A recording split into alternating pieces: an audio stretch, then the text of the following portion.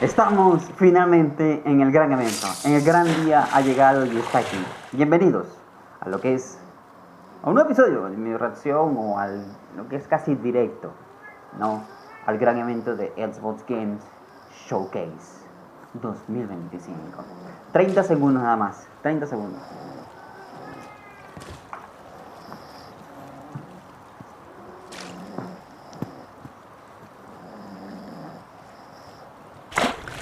Bien, 15 10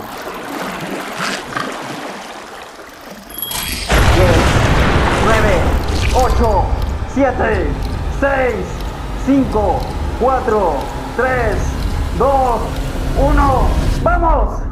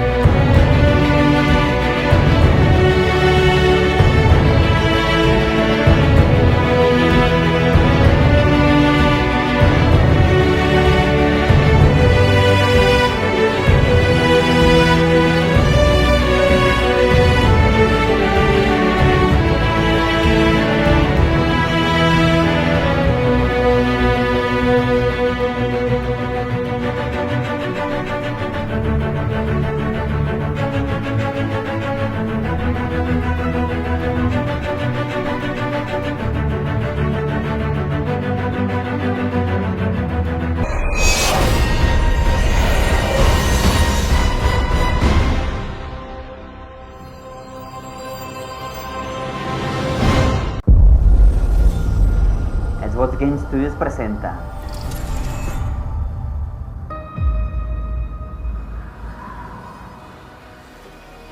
es el Cloud Revolution.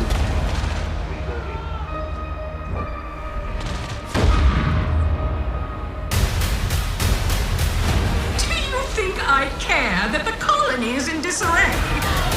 We didn't come to Arcadia to get bogged down in pointless warfare. We came to spread freedom and liberate resources for profit. But this pesky Earth Directorate agent is mucking things up. They're not alone in doing so. And they think they can just choose how things play out. They could stop us from stealing the Protectorate's brainwashing technology, which we need to improve our market share. What if this stranger aligned with the Order and that world computer of theirs? That could be the key to closing the rifts that threaten the colonies. So, you see why this menace must be wiped from the face of existence. Or, better yet, brought to our side through the power of capitalism. Now, let's get out there and buy our way to victory! I'm yearning and yearning for you. My heart and red. Está guapo, Every last bit of my way. Every last bit that I'm paid. Every last bit that I save is intended for you. Hostia, Entertainment.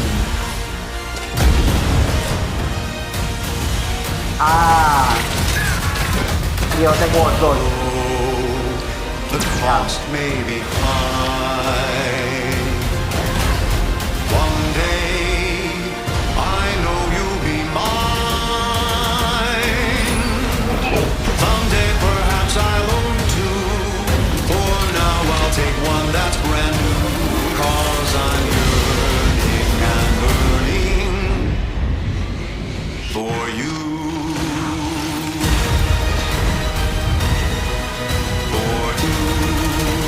Dios de World 2. Octubre 29. An adventure made for capitalism by capitalism.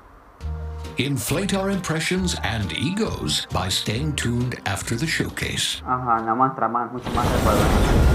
Xbox Play Anywhere y Day One en Game Pass. World Premiere. Babe, what's wrong? I'm sorry. I've just been so depressed lately. You know, it would fix everything. Humanzapro.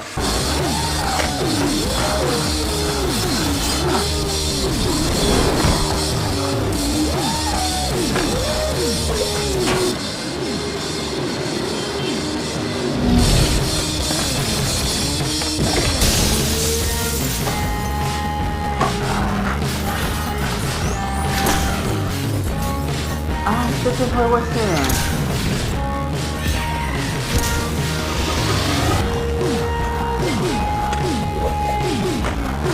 La segunda parte.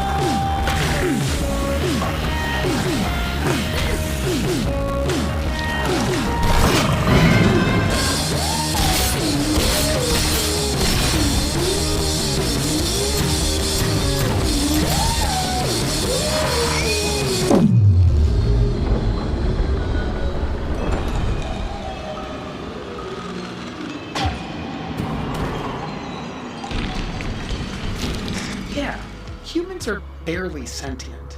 Scientists have done studies, and their brains are like half the size of ours.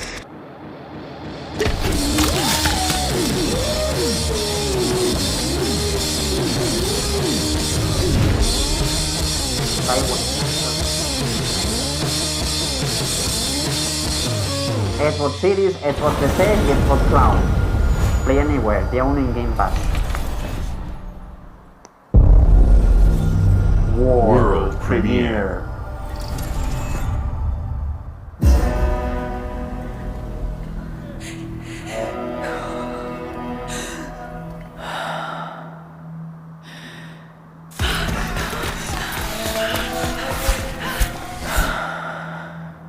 Este juego que se ve filtrado.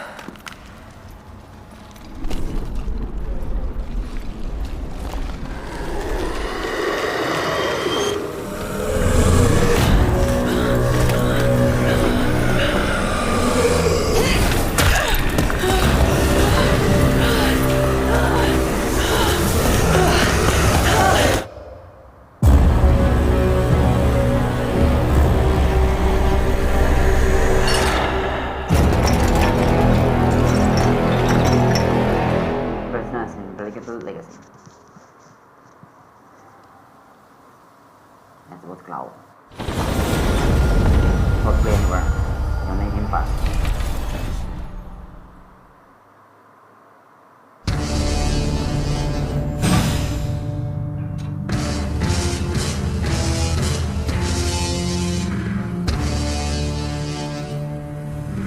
What?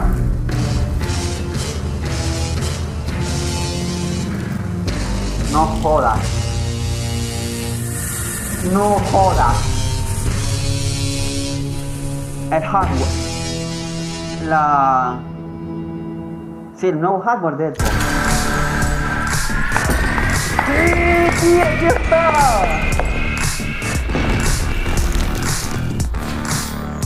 ¡Wow! De Roga Live.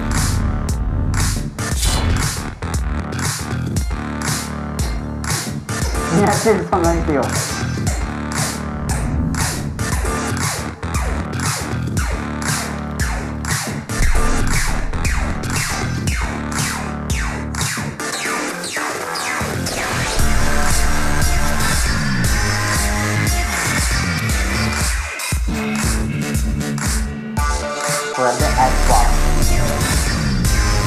cosa más bonita. Cuando se interesan en Xbox,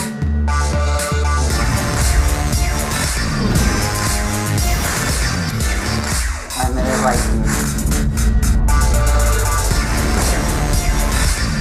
This is an Xbox. This is an Xbox. Rogalai Xbox Ally App. Mi Rogalai Xbox Ally. Me lo llevo en negro. At Xbox, we strive to put the player first. And that's what you've seen from us over the years. We've led the industry with backward compatibility. We championed crossplay and cross-progression. We delivered Game Pass, first on console, then on PC, and with cloud gaming. So what's next? How can we give you even more freedom, more choice, more ways to play? Our next step is to unify your gaming no matter where you buy or play. So we're building an Xbox experience designed for players, not locked to a single store or tied to one device. The Xbox Ally is an Xbox you can hold in your hands, bringing together the power of Xbox and the freedom of Windows.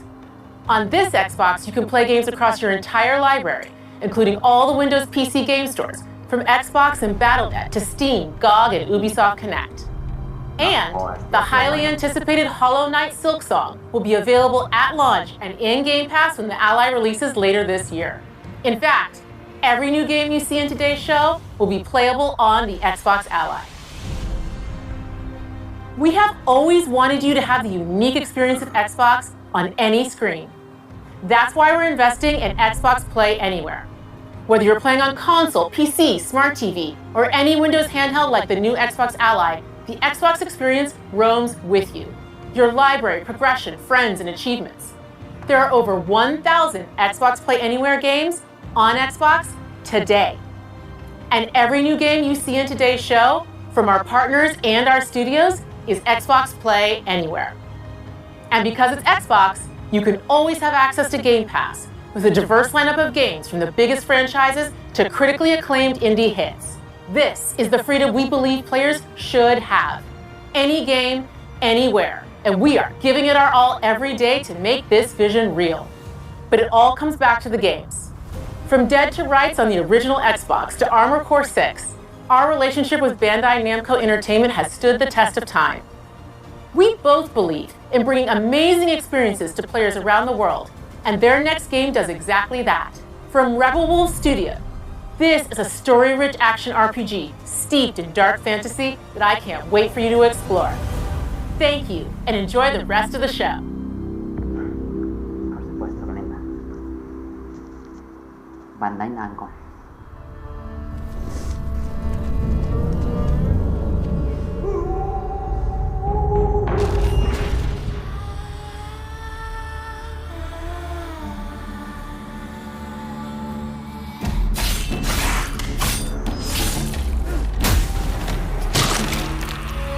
Monsters have always been here, watching from the shadows. And when we were at our weakest, they came out into the light. We feared for our lives, but we should have feared for our souls instead. The vampires didn't come to kill us. No, they came to rule. Turn us into mindless, docile cattle. Not me, though. They tried to change me into one of them. But I became something else instead. Wow. Their worst nightmare.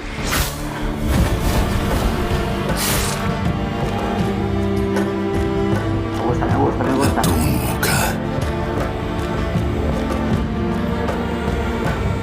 Trapped between the two worlds. Fighting to even the score.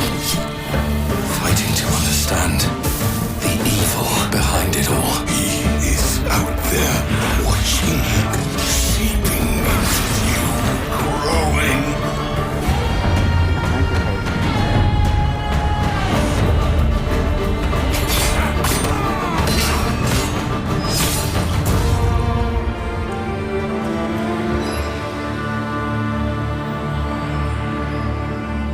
No, Dan Walker.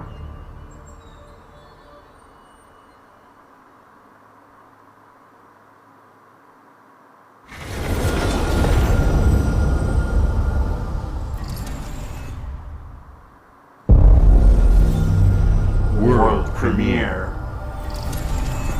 ¿Tendrá Play Network o lanzar el día 1 en Game Pass?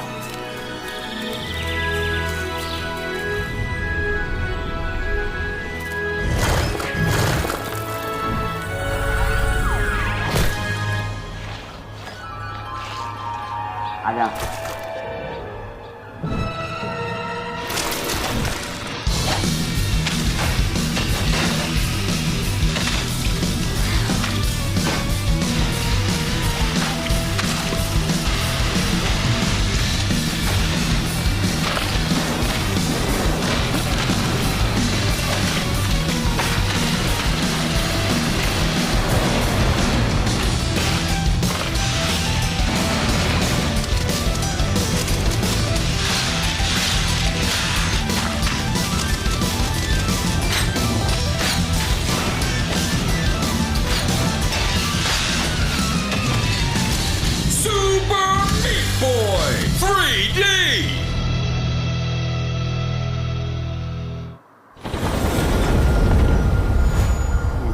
Paz.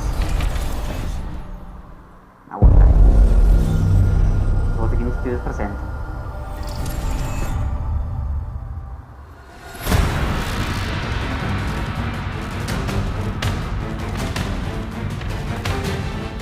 Watch your back, Yakumo. You're a wanted criminal now. I'll kill the Dark Dragon myself. It's my mission. My duty as a Raven ninja.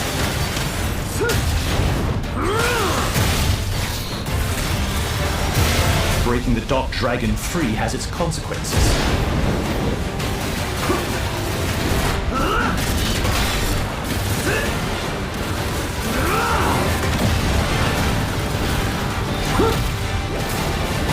This is it.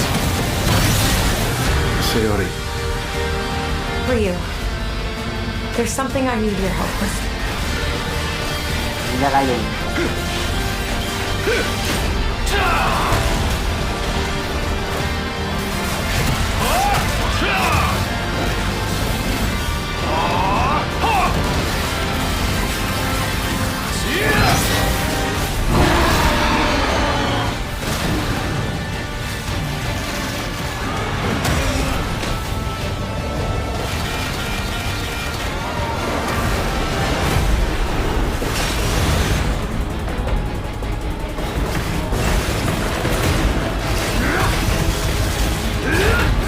Dragon is mine.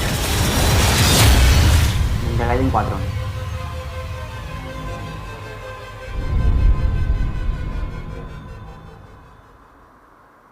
Lo vimos en el developer direct, el día 1 en Game Pass.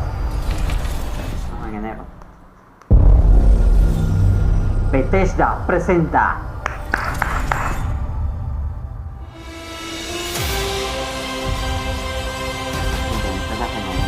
Bethesda. Here we go. Good luck, Indy. What are you doing, Jones? Are you crazy?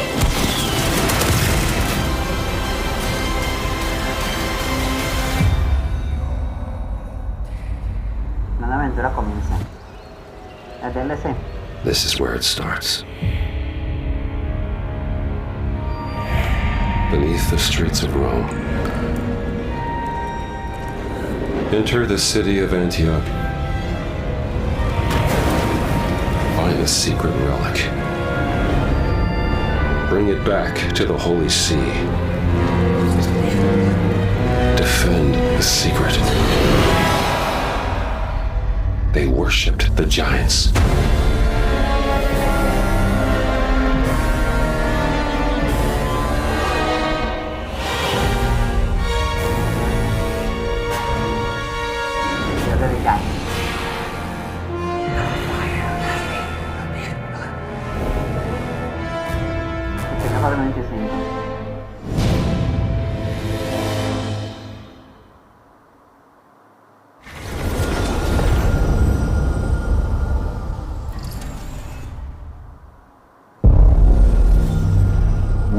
Premiere.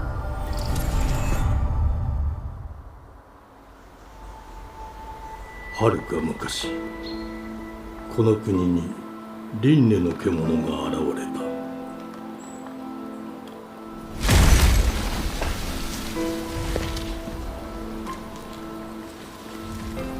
輪廻の獣は汚れを吐き、あらゆる生物を蝕んだ。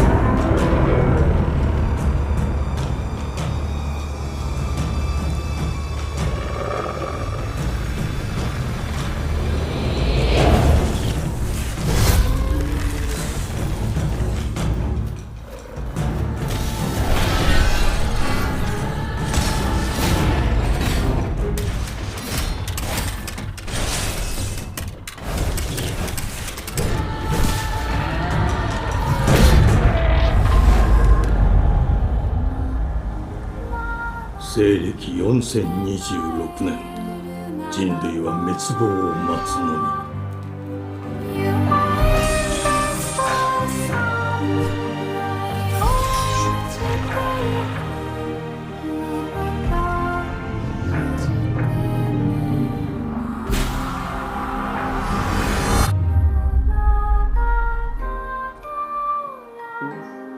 封じ子エマ、お前こそが輪廻の獣を滅ぼす刃となる。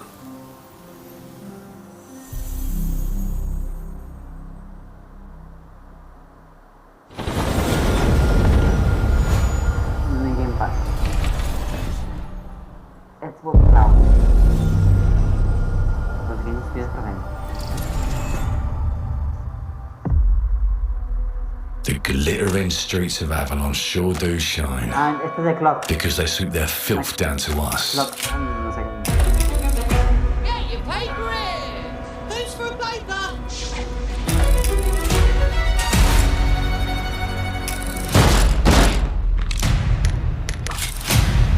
Here's to playing in the mud.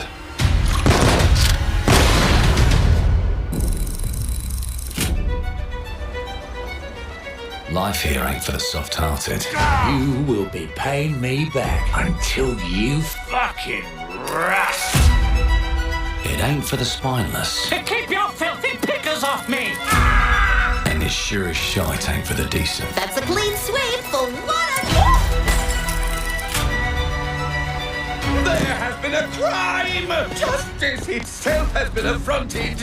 I have been baffled! Lord Griswick. Berto! Yes, I got that part. Do you know anyone who might wish you ill?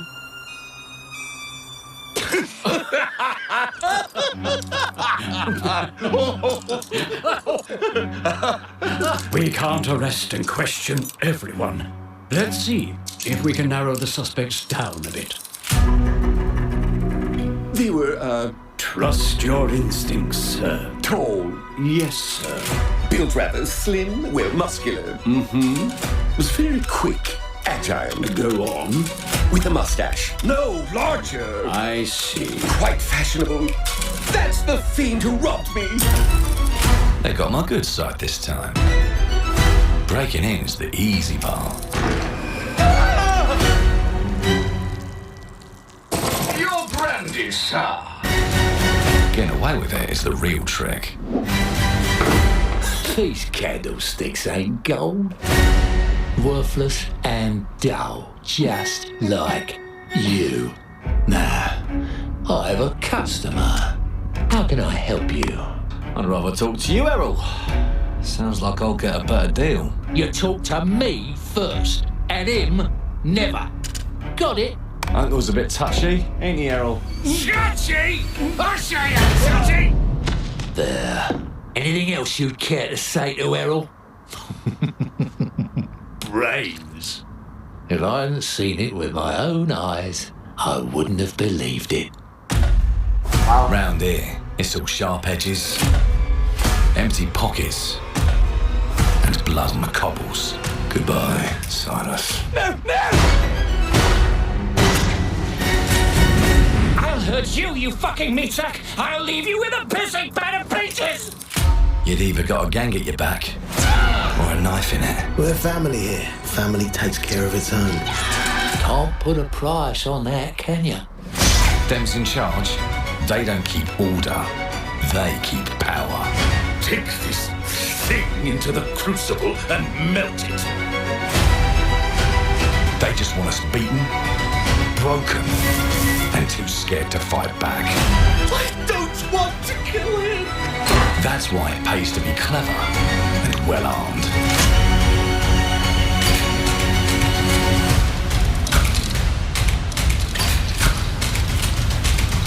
Let's go and end a few arguments.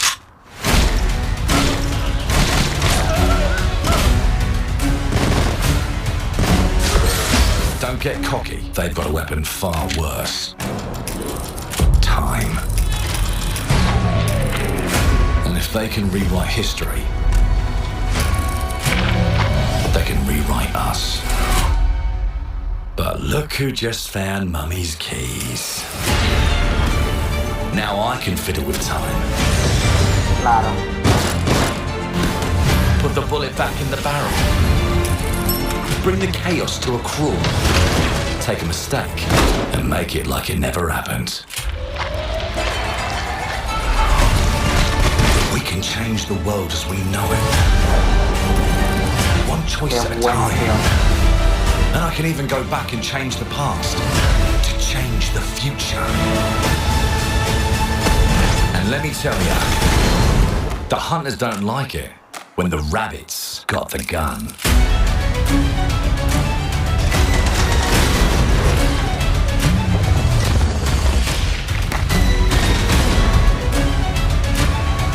Contra el futuro. Me gusta, el día está guapísimo.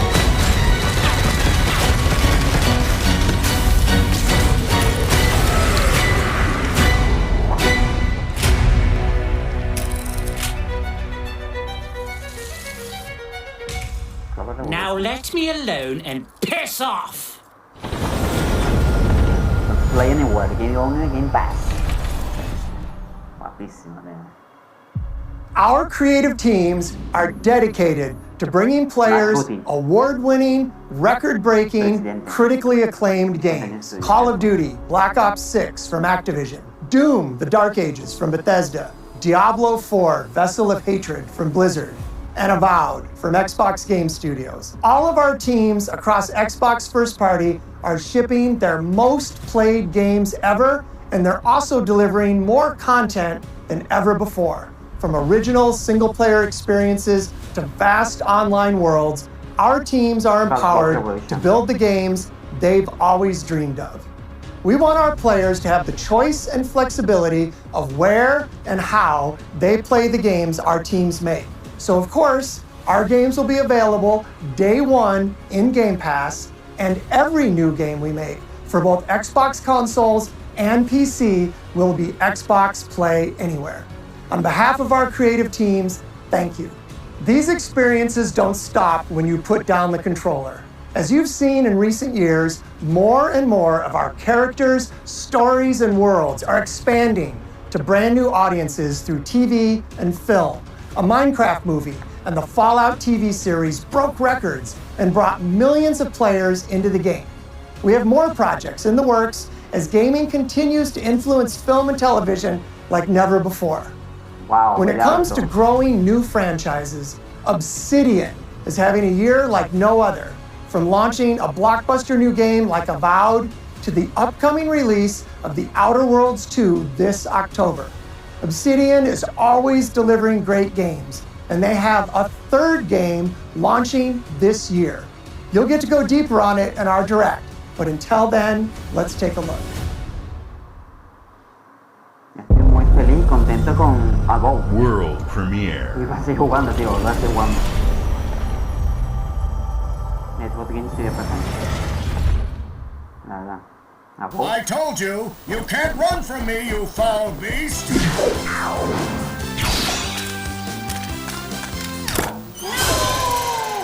With new flexible legs, the yoke girth action figure can ride anything! Breaking news, there's been an explosion at Brook Hollow Park. Chaos descended on a ceremony commemorating the 2-year anniversary of when 4 teenagers were miniaturized against their will and left to fight for their survival in the backyard of a deranged scientist. Formerly evil company Eminent Practical Technologies was set to dedicate a statue of the 4 teenagers, fast food science robot Burgle, and Dr. Tully when an explosion erupted. Dr. Tully and the teenagers' current whereabouts are also unknown.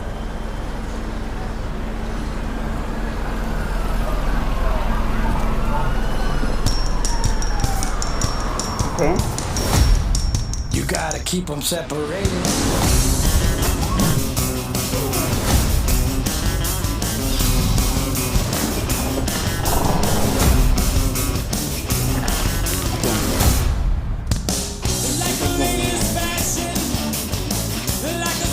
¿No fue el primero?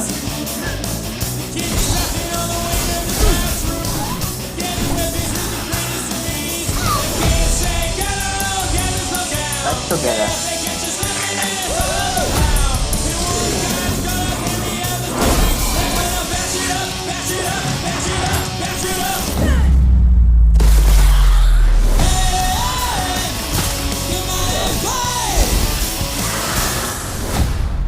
Grounded 2. Para el 29 de julio. O sea, ya. Qué bueno, tío. The predecessor, ND3500, reached. Accessing predecessor's travel log. Attempting data salvage. I have encountered an unprecedented orphan. It was in a state of suppressed recomposition. The behavior pattern of the orphans populating the area is highly unusual.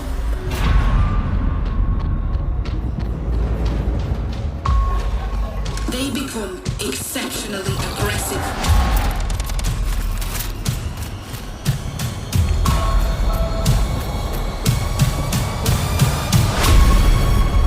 It is highly recommended to proceed with caution.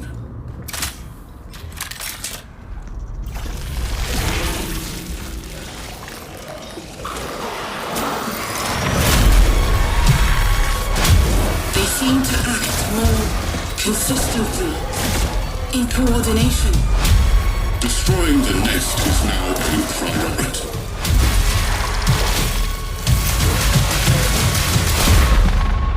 Such is our calling. Such is our calling.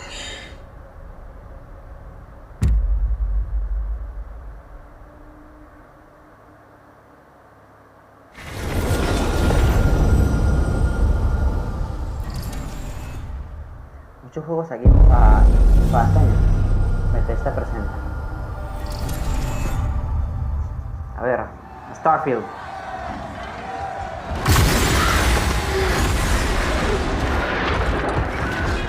¿Qué tío?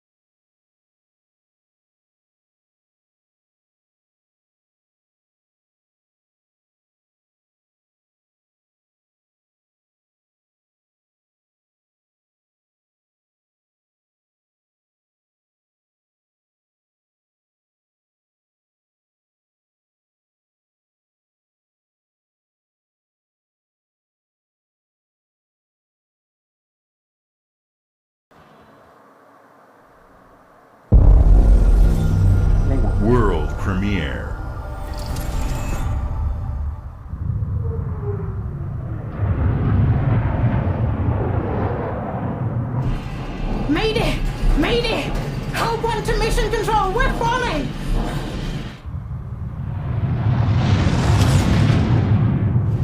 Thomas, the ship's breaking apart! There's no time! Evacuate! Now! Thomas, come in! Ariane, you sacrificed everything for a new world, to save mankind. And I'll always love you for that.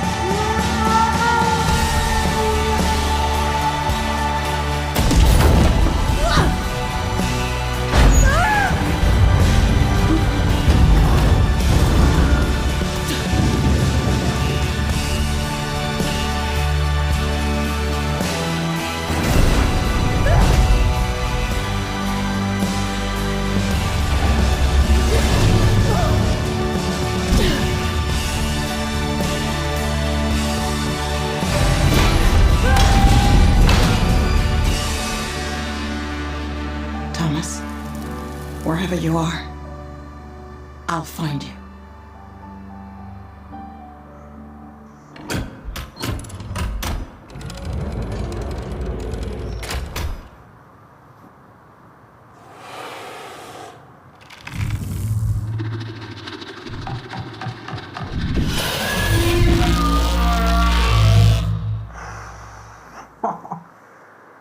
Hay un alien ahí, tío.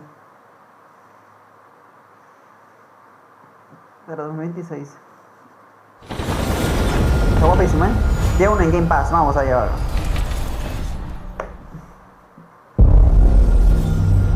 World premiere. Welcome to England, Mr. David. I know this must be a shock, having never met your real father, but he left you this hotel in his will. It's been in your family for generations, much like the caretaker. He's a little eccentric. You'll see. Let me welcome you to the GRAN, a hotel famous across the land. Every room used to be in such high demand. Your wish I'll command here at the GRAN. Well, hello there. It looks like you're about to do some renovations. Would you like some help with that?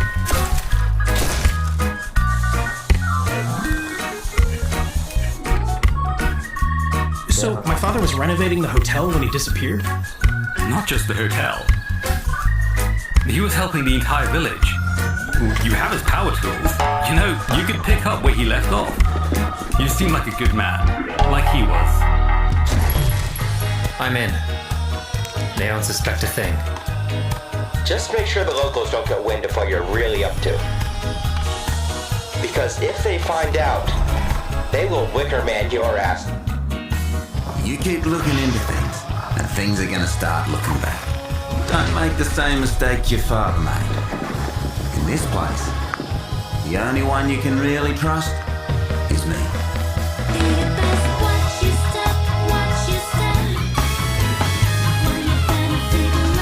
Estás pegando así, tío.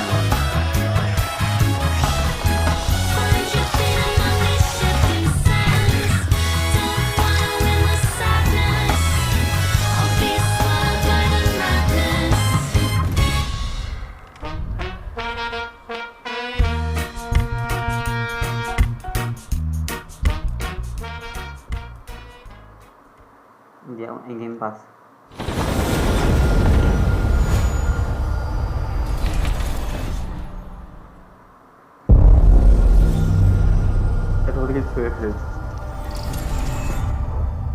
Dame Halo. There are as many gods in the world as there are stars in the heavens, and when we need their help, they send us a hero. Who would have guessed the defender of my homeland would be my daughter? She unlocked the heavenly spear. But is she worthy?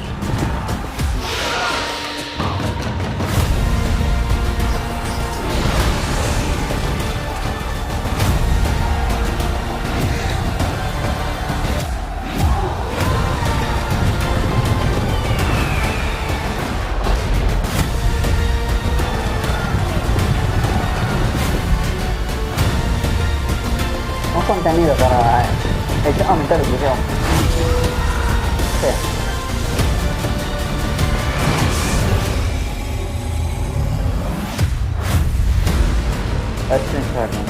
You can't rule if the heavenly spear is mine.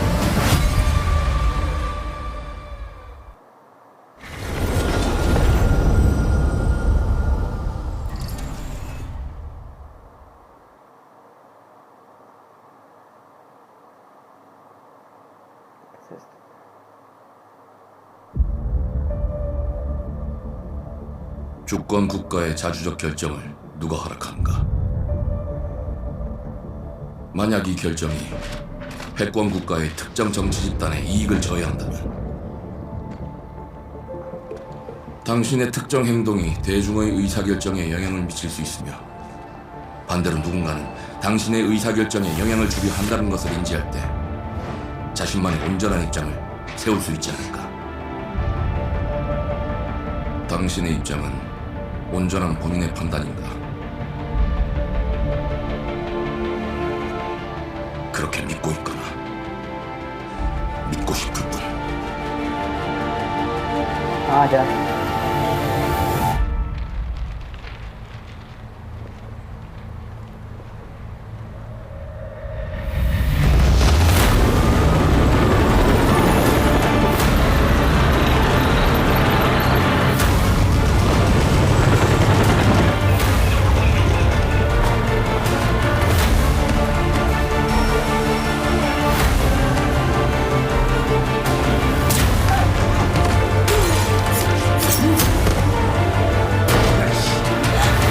당신은 무엇 때문에 분노하는가?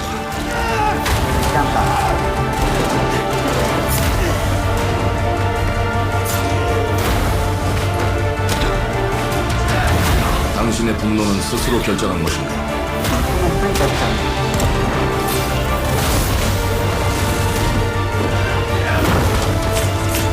누군가 당신의 분노를 이용한다.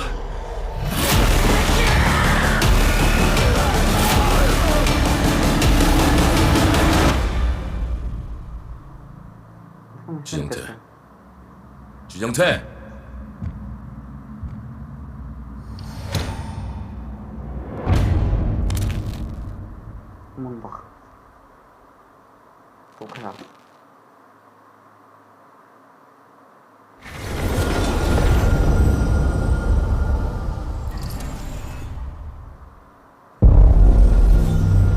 World premiere.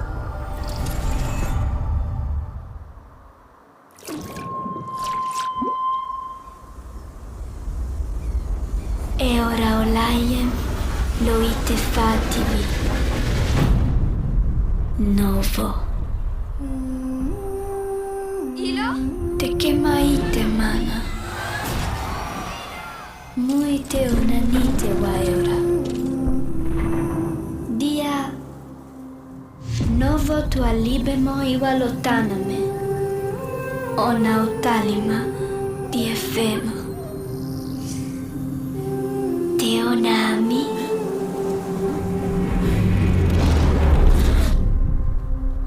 Toma tua calio terali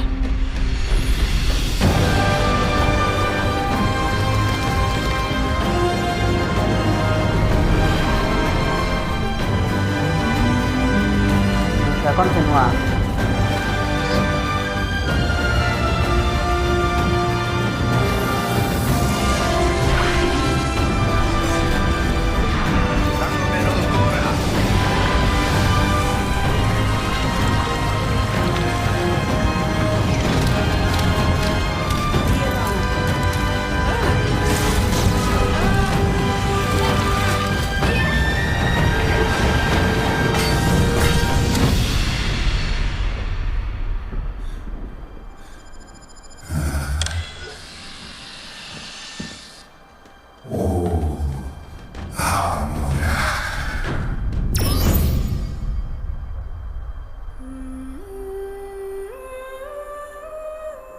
Planet 2. Hace como 2 años.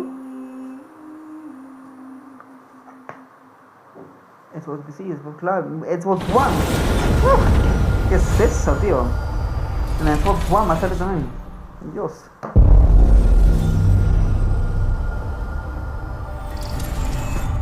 Starfield. No, Fallout 76. Tío, tienes que esperar Starfield, tío. Como he dicho, Elder Scrolls 6. Well, hello there. Beautiful day to relax by the old fishing hole, wouldn't you say? When it comes to fishing, Appalachia is a land aswim with opportunity. Yes, you'll find fish of all flavors in every walk of waterway, from its mightiest of rivers to its humblest of ponds. Just step up to the bank, cast your line, and when your bobber starts bobbing, reel in the rewards. What do you got on there, Jed? Worms! And how are they biting today? See for yourself. Bagging the big fish starts with finding the right tools for the job. There are as many unique combinations of rods, reels, bobbers, and baits as there are fish in the sea. And when you've caught your fill, pop over to the local tackle shop to swap fish tails. Can you smell that? No matter what troubles plague the future wastelands of Appalachia, you can always find comfort in cozy little joys like this. You just gotta know where to look. Vault Life is your ticket to easy living. Design and build your own little slice of paradise. A place to show off all the bits and bobs you collect in your travels. Got a green thumb? Plant your own peaceful vegetable garden.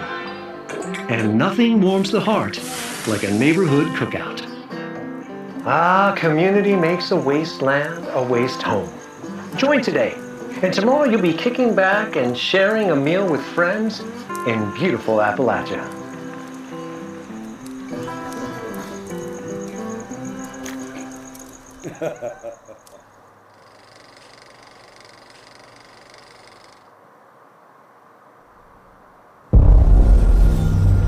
World premiere. A ver.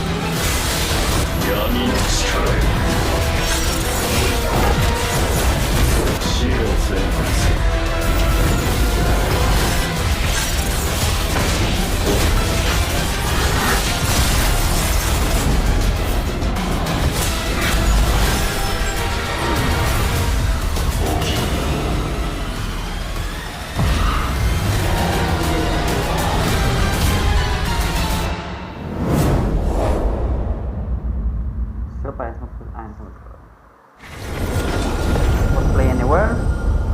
Y nada más. World premiere.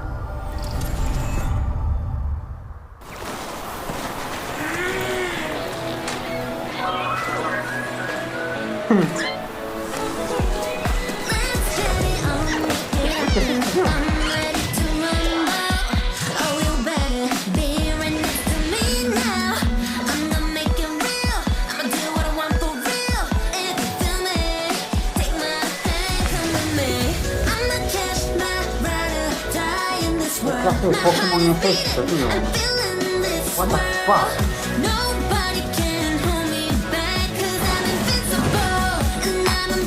No quiero llevar en el Game Pass. What?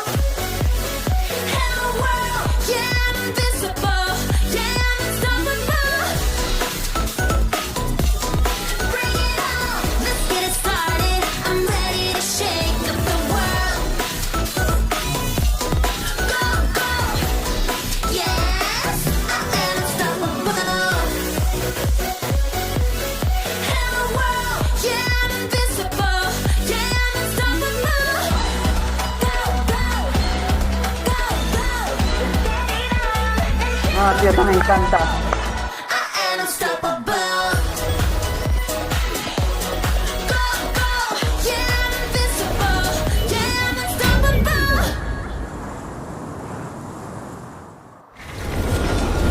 Play Anywhere, ya uno en Game Pass, por favor.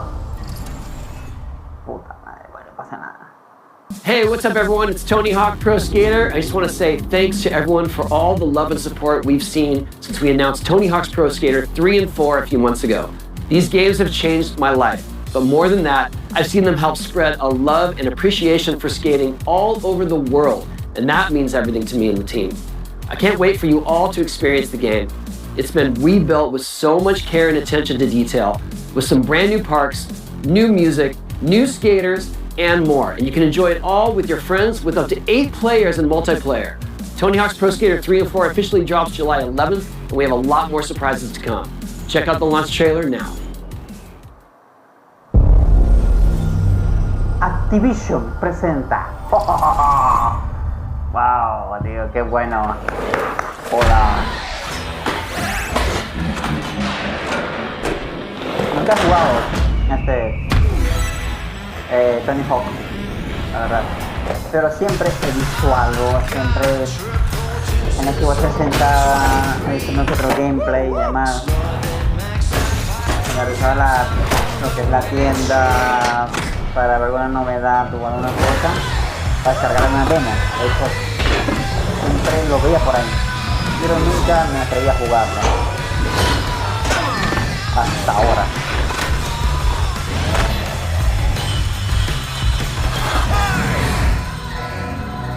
Watch it, mate! Yeah.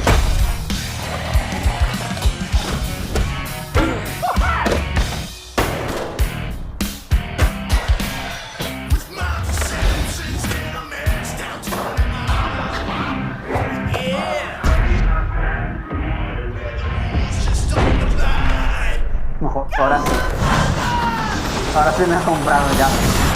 No, ahora sí me ha comprado ya, tío.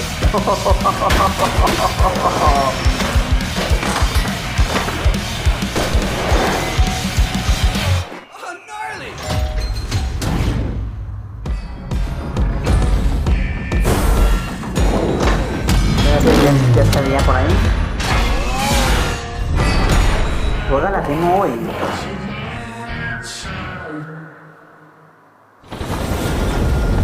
Y aún en Game Pass. En Game Pass, tío. World Premiere.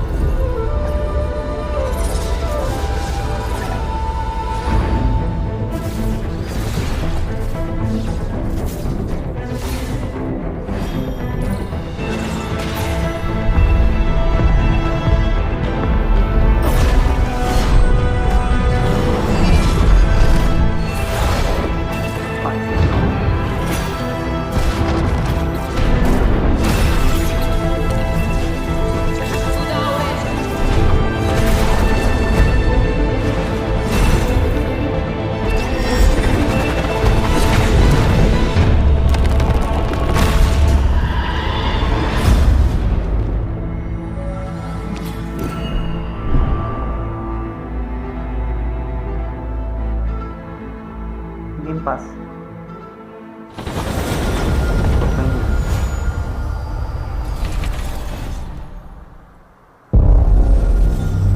Xbox Game Studio presenta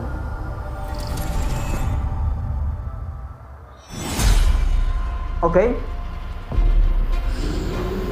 Ya se War.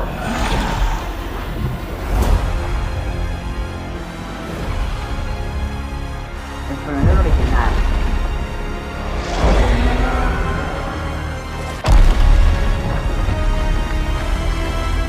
Le cambié el juego para siempre.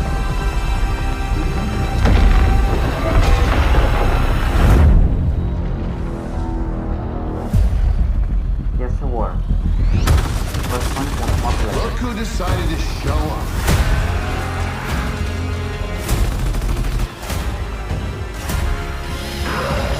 ¿Puedo coleccionar las plataformas? You think you can still find your way back home, Phoenix?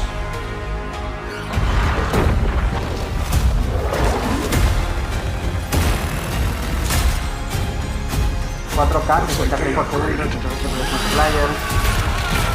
Wow. Operativos.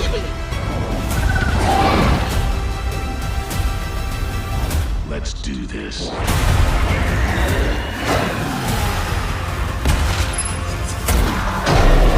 This is gonna be awesome.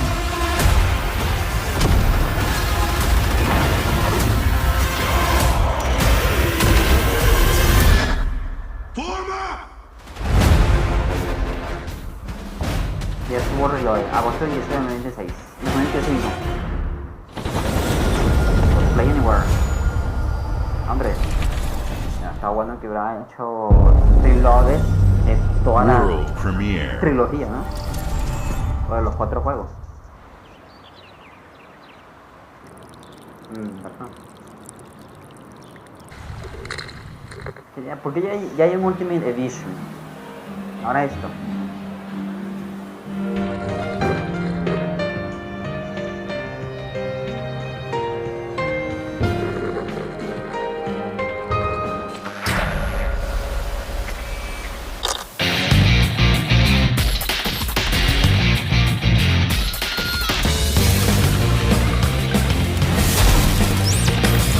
Persona 4.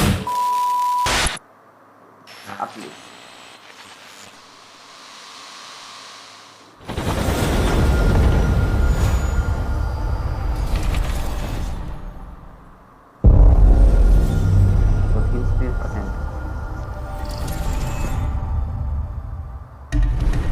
The Smugglers League is always there. But you won't see us. You won't hear us.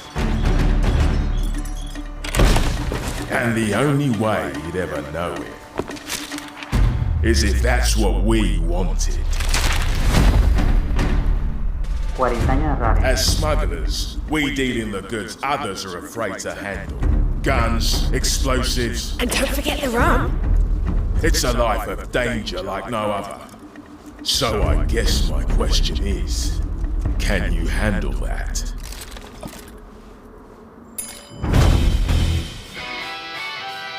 Getting your hands on gold is one thing, but you should know that this is what we're really after. The bigger the room, the better. Smugglers need to be adaptable. It's more than moving under moonlight and shadows. You should be ready to take advantage of others' misfortune. Stealing, of course, is always an option. Just do whatever it takes to get the job done. You are pirates, after all. Welcome, my friends, to the Smugglers League.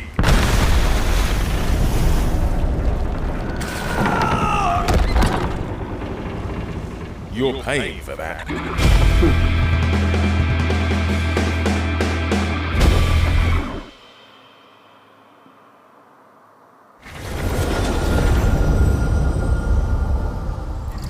Ahora te voy a poner una temporada de 7 tips. Está por jugar la World premiere. What the fuck? Por fucking premiere. Okay. This is ridiculous. Please, come on.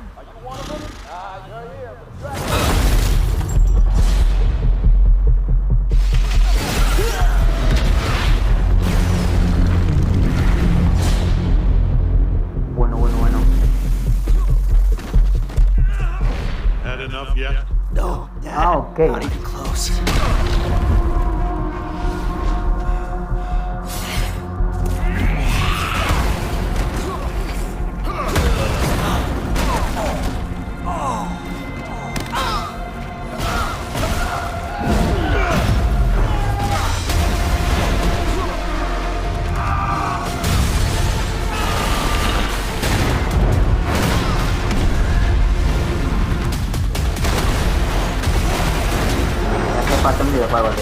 I hoped you'd understand why I had to do this. Accept our rule or die.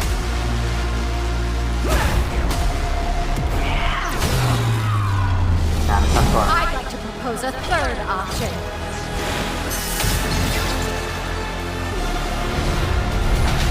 I'm not your son anymore! I'm the guy who's going to throw you off this planet for good. I'm invincible. I trusted you! Invincible versus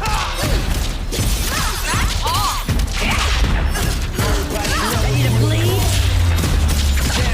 This is over. ya como un Injustice. No, Mortal Kombat. Está guapo, igual. Alright, coming through! Let's do this! Gotcha! Come here! Need a hand? Might want to look up. See how you like this? It's an army! I am ending you! I see it all now.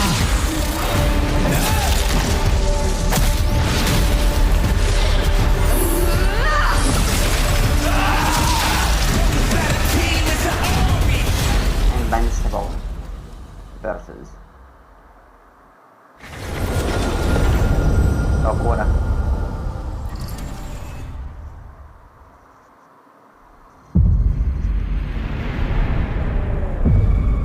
La espera ha terminado.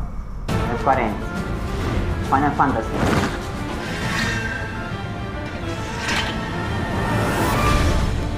Sale de la prisión de PlayStation y llega a Xbox.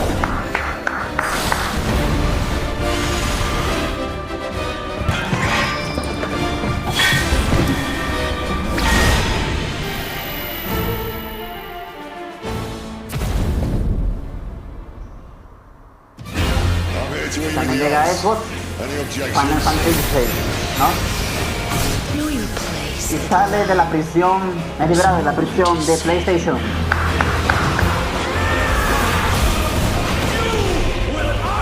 Después de 20 años.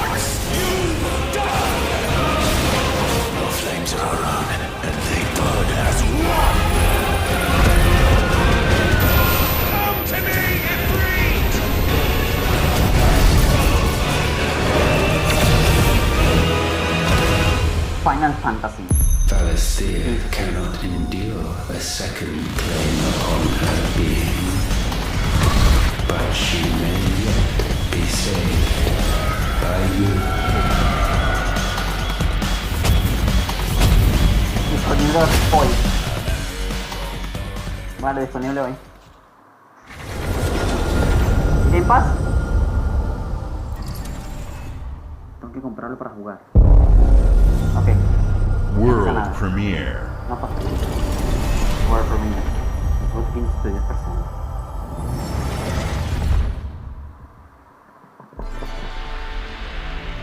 Double Fine. Me suena Double Fine.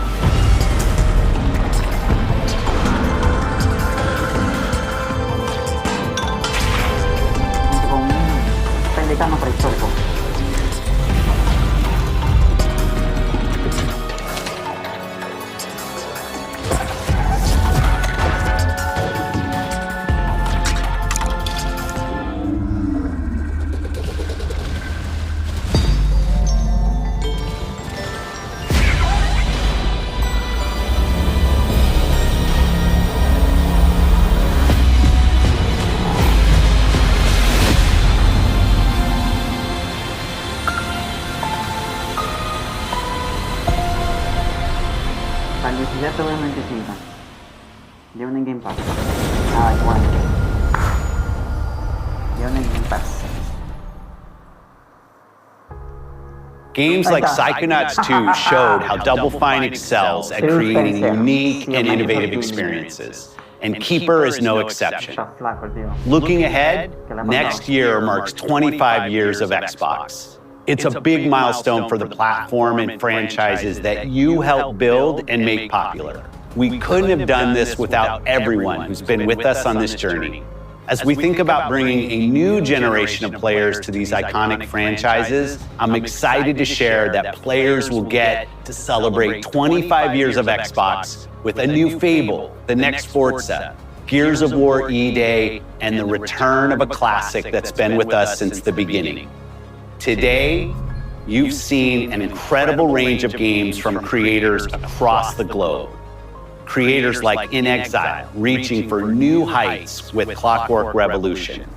Sluggerfly, making Teen Meets modern classic platformer into 3D. Square Enix, bringing more of the critically acclaimed Final Fantasy franchise to our players. And Team Ninja, returning to the beloved series they debuted on Xbox.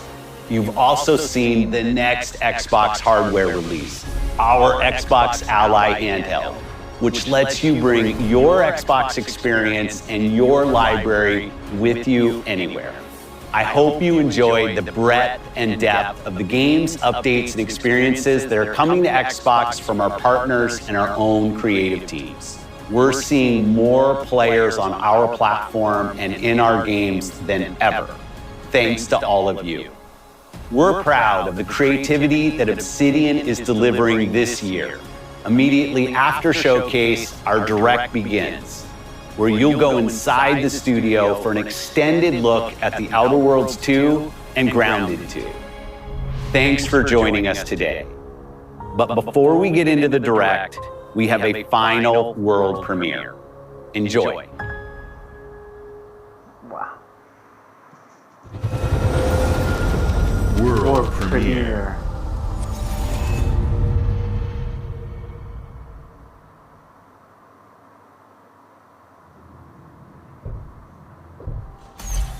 Welcome to the Guild. We have been expecting you. Please, follow me. You already know us as a global tech leader. Our software, our systems, combined with our skilled team, is designed to save lives. Your years of service have shown you the importance of our work. Here, you'll witness the global scope of that mission in action. Let me introduce you to our esteemed visionary.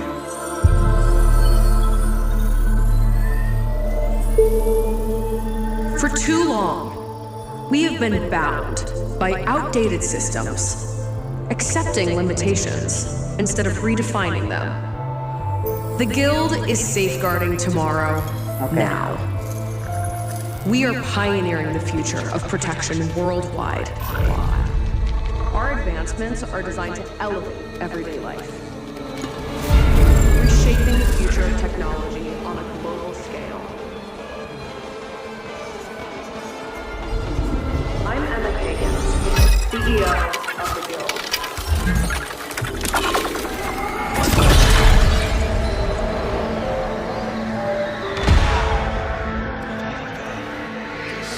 Qué buena tiene.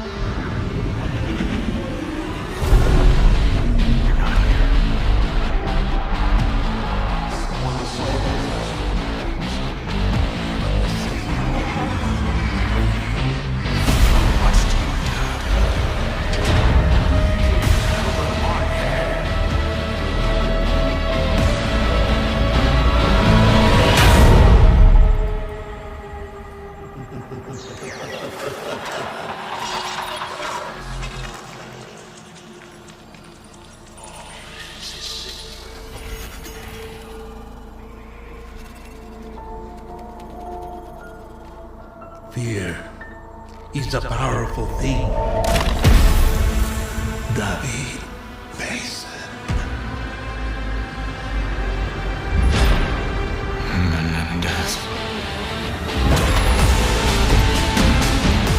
No.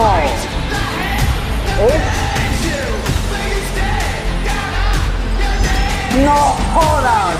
Call of Duty Black Ops 7. ¡Sí!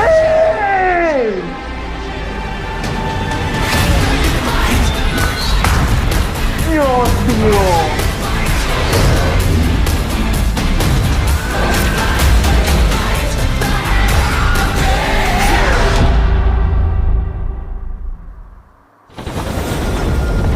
Cosplay Anywhere día 1 en Game Pass. No jodas, tío. Call of Duty Black Ops 7, Call of Duty Black Ops 7.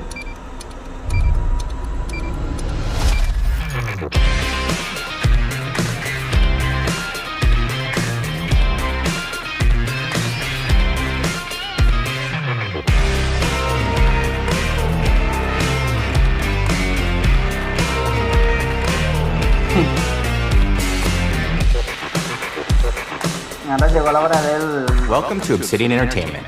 We here at the studio have joked around that this has been the year of Obsidian, with Avowed releasing early this year and now ending the year with 2 more games. And what better way to cap this incredible year for us than by doing what our studio does best, sequels. That's where I come in. You can get out of here, Fergus. Thank you so much. No, you're doing great. You nailed it.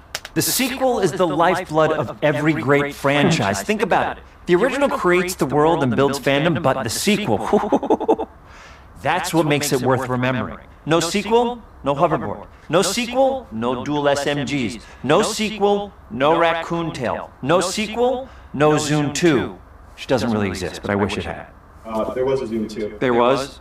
There was a Zune 2? I'm Mark, the head of sequels here at Obsidian. And I have sequelized everything. Blockbuster movies to AAA video games to my first marriage, so trust me, I know what I'm doing. Come along on this journey with me. Part 2.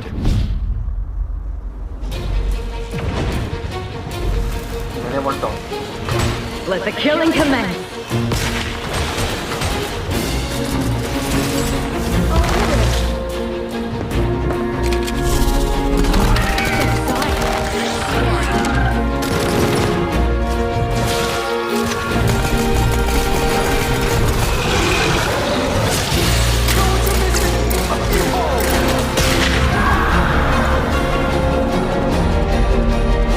The Outer Worlds 2 is a sequel to The Outer Worlds 1. It's a continuation of the themes of robber barons in space and how people are controlled by the stories they're told by the people who have power over them. This time we're able to go a lot deeper because we have more time and money, which is a great thing, and we're able to make it a much more true Obsidian reactive RPG than we were the first time around.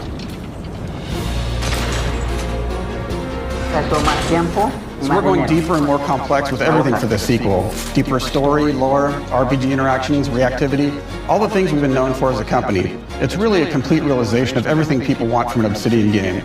Surprisingly, this is the first time in over 25 years that I've had the chance to do a full sequel for a world that I helped co-create. It's really just a fantastic opportunity to explore and expand the universe in interesting ways, and to go even further with the themes of how people are affected by living in a dystopian corporate reality. You can shoot your way through it, you can talk your way through it, you can sneak your way through it. And so no matter what kind of playstyle that you like, this is just an awesome franchise and an awesome game to jump into, even if it's your first one. The first Outer Worlds was a great base to start from, as it has all the elements of a great Obsidian RPG. Interesting characters, deep worlds, important choices. In the Outer Worlds 2, not only did we want to double down on those elements, but we wanted to give players even more of it. We've also put a lot of investment into skills and traits that impact things like combat, conversations, and areas that we call RPG interactions, which are the part of the world where players can use their specific skills, perks, and backgrounds to solve problems in unique ways in our new, bigger worlds.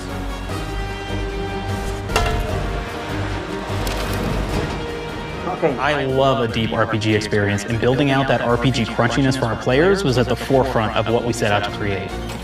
We prioritize those deeper RPG options with different character builds and combos so players can express their role-playing power fantasies. We also have different equipment options for different playstyles and different companions with different abilities.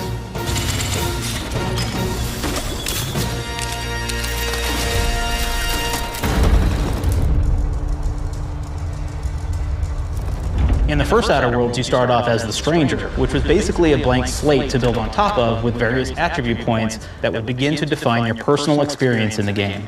You can make any kind of character you want, but we've given you a role. That role is an Earth Directorate agent. You can think of them as kind of like space cowboys or space sky marshals. They're the good guys that go into places and kind of fix everything that's wrong. You're going to be one of those. But we don't tell you why you joined the Earth Directorate. There could have been a lot of different reasons, right? It could have been because you're an actual lawbringer and you want to go in there and spread law throughout the galaxy. It could be that you're a roustabout and you just had nothing better to do. After you pick your background, one of the really important choices you have next is choosing your traits. While we had attributes in the first Outer Worlds, we've leaned into traits for the Outer Worlds too, which are these big changes to your character depending on which ones you pick. So it could be something like Brilliant, where you can tag extra skills and you start getting extra skill points. And that's obviously really great if that's how you want to build your character. You can also go and do something like Lucky, where you get extra critical chance, and you also get a lot of really cool options throughout the game as well. Of course, we brought back Dumb, so players love the Dumb option. Tell me, do you believe in science?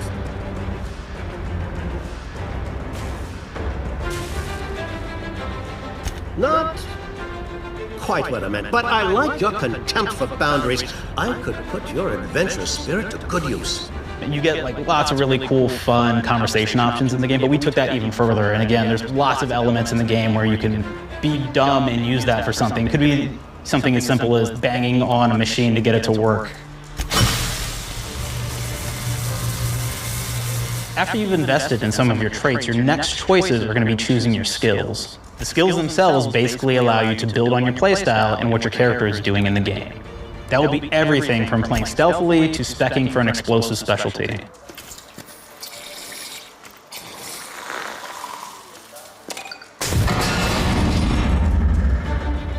Throughout your entire journey, your character continues to change with the different choices you make. In the Outer Worlds 1, actually had more skills than we have, so we condensed them down to really the core and essence of what we really wanted there. But we made each point that you put into a skill much more impactful. So instead of getting small percentage changes, we actually did much larger changes per point that you put into each skill. And again, all these things, because of how they're checked inside the world itself, can matter quite a bit. You know, just even having one additional skill point in something can open up a lot more options in the world itself. If anybody's played Fallout New Vegas, they'll be very familiar with like the perk system. We basically borrowed that, but went even grander. We actually have more perks than Fallout New Vegas did. But here's the cool thing, right? We check and use perks for literally everything, right? So you can do everything from, hey, I want to make a stealthy build that steals stuff and is really good at that. Okay, great. Well, you can take maybe the pickpocketing perk. So that's not available to everybody, but if you select that, now you can actually go around and steal things out of people's pockets.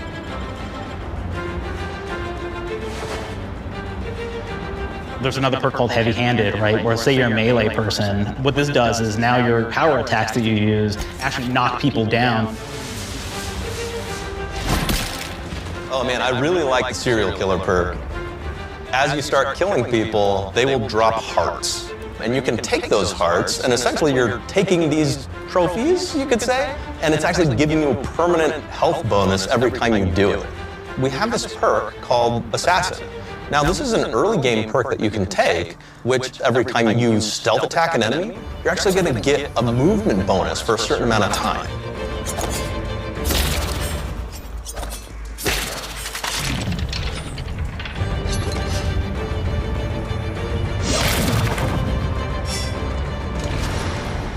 Flaws were a system that everybody loved from the first game, but we wanted to make it more personal to the player. We wanted it to really reflect how you were playing the game and give you a bonus that you actually wanted to really engage with.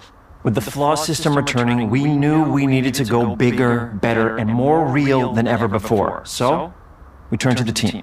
I told them, no bad ideas. Give me what you got. Okay, we need more flaws. We need them to be real. I want to put them in the game, so give me something. Inspiration. What's wrong with you? Oh, I have bad knees. You have bad knees? They hurt when you walk a lot? Yes. When you walk too much, they hurt? No cartilage. Sounds boring. Makes you sound like a boring person, but it's in the game. It's a good flaw. What about you? I like to take small things sometimes. So you're stealing? No, I'm taking. When do you give them back? I don't. Claire? You shouldn't be stealing. What are you doing? You shouldn't be stealing, Claire. Tiny crimes. Tiny crimes? Do you hear the second part, though? It's a crime. Well, You're stealing. Claire, that's wrong. You can't steal things, okay? But it's an amazing flaw, and I'm putting it in the game. But you're a bad person. And are you the one that took my stapler? do you need it? Yeah. Give it back. Okay. Please. You, what do we got? Flaw. I like to stare at the sun. How long did you stare at the sun? Just lunch break. An hour? Oh, I only get 30. You guys get an hour? Yeah, maybe an hour. Oh. Makes me feel energized. How many fingers am I hold up? 3? No. Anything else? We'll put it in the game. We'll put it in the game because I feel bad for you. Anything else? One of my favorite flaws is something called bad knees. It will actually give you the option to take this flaw that'll make it so that you move faster throughout the game. But the problem is, anytime you stand up, your knees are going to make a loud popping noise that makes it so that, well, everyone around you is going to hear you. There's one called Kleptomaniac. This is really interesting because what it does is when you steal something, you can actually sell it for more bits than normal. And like that sounds really great. The drawback is sometimes when you're looking at things in the world that are owned by somebody else, you'll automatically steal them. So you have to be very careful about how you use them. One of our more wacky perks is the Sun Gazer flaw, and it just gives everyone cataracts while playing their game. So everything becomes like light shafts and blooms and hazes, and makes the game pretty unplayable if you happen to choose that perk.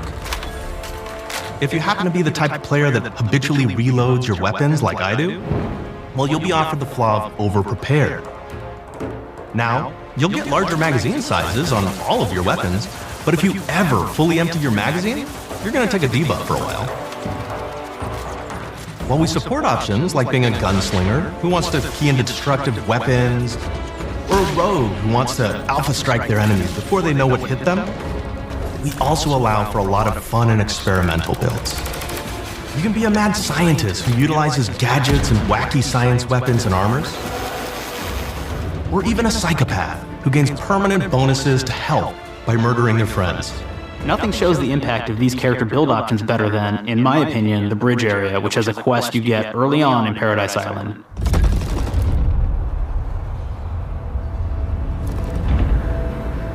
Not only do you kind of encounter this very early, and it's a very core one to the story, but it really expresses our philosophy of allowing the player to solve problems in a bunch of ways. So you may solve it by, speech options. You may talk to them and maybe have to go do a quest for them and really kind of prove that you're a friend of the Protectorate to get by. I may have need of your help, stranger, if you are ready to seize an opportunity to show fealty to the Protectorate. You could go guns blazing and you could just take everyone out inside the POI, lower the bridge itself, and kind of get across.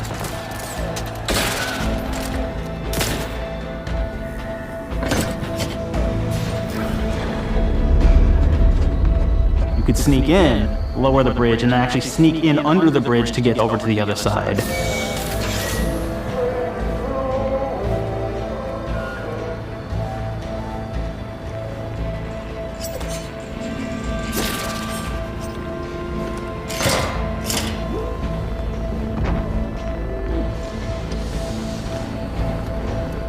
You can bypass the bridge entirely if you found like certain gadgets, like the shield gadget that protects you from poison gas as you go across, or the double jump boots, which kind of allow you to jump across the chasm and get across that way. There's even a really kind of messed up way, right? Which is players can actually sacrifice one of their companions. The companion who they just found is part of. We're no different than the Breeze if we start tossing our own to the rats. I sure as law ain't gonna follow someone who can't see the wrong in it. I must admit I'm surprised we could come to an understanding, but I thank you for your loyalty, stranger. As promised, you shall have clearance to cross this bridge. It's such a fun quest, but again, it really showcases that we want you to be able to solve this in whatever way you want to. When you build your character your way, we're there for you. We really want you to have the experience that you want to have out of this. From the very beginning of our discussions about the Outer Worlds, we really knew we wanted every game to take place in a different colony. This lets us expand on all aspects of the universe. Every colony can be its own thing with its own flavor, and we can center them around anything we want. Any ideas or setting we're interested in. Arcadia is an isolated colony with abundant resources, and it's run by an authoritarian faction called the Protectorate. Their dictatorship is thematically based around the question of how much freedom people will give up for security and luxury. For Protectorate subjects, unfortunately, that answer is everything. The Protectorate is also incredibly wealthy because it was founded by the inventor of the skip drives, which are the outer world's faster-than-light engines. But those skip drives are starting to cause rifts in space-time, which are cutting off all the other colonies on Earth from being able to trade with each other. The Order of the Ascendant is an offshoot of the Order of Scientific Inquiry from the original game, and like them are a science-based religion with the same goal of solving the universal equation, which will allow them to predict and alter the future to the benefit of all mankind. They used to be part of the Protectorate, but they split off to focus on solving the equation for the good of everyone, not as a way to simply control the masses. The player's been sent to Arcadia as an Earth Directorate agent to find out how the skip drives are causing the rifts and what can be done to stop them. Each of the factions have their own solutions to the rift problem and their own goals. The Protectorate wants to close them to protect their legacy as the inventor of the drives and their wealth. The Order wants to close them not only for the good of everyone, but also because they're complicating the math they're using to solve the universal equation. And Antes just wants to be able to open and close them at will to control all the trade routes between the colonies. In addition to expanding the themes and lore of the Outer Worlds, we're also expanding the humor, so each faction has its own flavor of absurdity. Anti's Choice is a merger between Anti-Cleo and Spacer's Choice from the original game, and there are corporate representatives in the Outer Worlds too. They've invaded Arcadia to liberate their resources for all of humanity, at a profit, of course. One of my favorite things from Fallout New Vegas is the radio system. It was just iconic for me, and I wanted to make sure that the Outer Worlds 2 had that. So we actually built out 3 different radio stations, one for each of the major factions. You also have a ton of music. Each station might have, like, I think 20 tracks of unique music that we've made for it. It's a lot of stuff. But the really cool part about this entire thing is that we actually put a lot of reactivity into the radio. So it will respond to the things that are going on around the world that you've been interacting with. So if you go into a location, let's say you solve a problem for the Protectorate folks, if you listen to the Protectorate radio station, they're going to be cheering you on as a hero. Wonderful news, everyone. The uranium gas leaks at the Automech repair facility, strongly believed to be caused by Anti's Choice malefactors, have been corrected. Some hotshots for hire just managed to fix the electrum leak in their repair facility. Now, I'm not saying we caused it in the first place, but we sure like the idea of all those broken auto mechanicals and all the excessive gasping and choking involved. The factions and companions are great examples of how we're going deeper and more complex this time around. They're integrated into the game's storyline much more than we did on the first Outer Worlds, and like with everything else in the game, they have a lot more reactivity. There are 6 companions in the Outer Worlds too. As usual, each has their own quest lines, but this time they are also connected to a different faction and have character arcs that the player can affect through their choices. Your first companion is Niles. He's another Earth Directorate agent like you, and he's looking for your help to decide whether he wants to become an even better agent or to turn his back on the Earth Directorate completely. There's also a somewhat cute Automech support drone that is basically Niles' helper. Her name is Val. Marisol is part of the Order of the Ascendant, and she's an aging but still deadly assassin. That's right, she's a deadly mathematician who may or may not have some unfinished business to attend to with the player's help. There's also a cultist named Azza, who is part of a sub-faction that worships the rifts, and in her case, violence in general. You can choose to either turn her away from overt violence or support her chaotic and dangerous tendencies. Now, at one time, Anti's Choice had a program to graft soldiers with animal parts to make them more formidable. Unfortunately, it didn't quite work, and most of them are now dead. There's a combat medic who survived, however, named Inez, and she wants the player to help her fix her graft, among other things. Finally, there's Tristan. He's a Protectorate arbiter who is judge, jury, and executioner all rolled into one heavily armored package.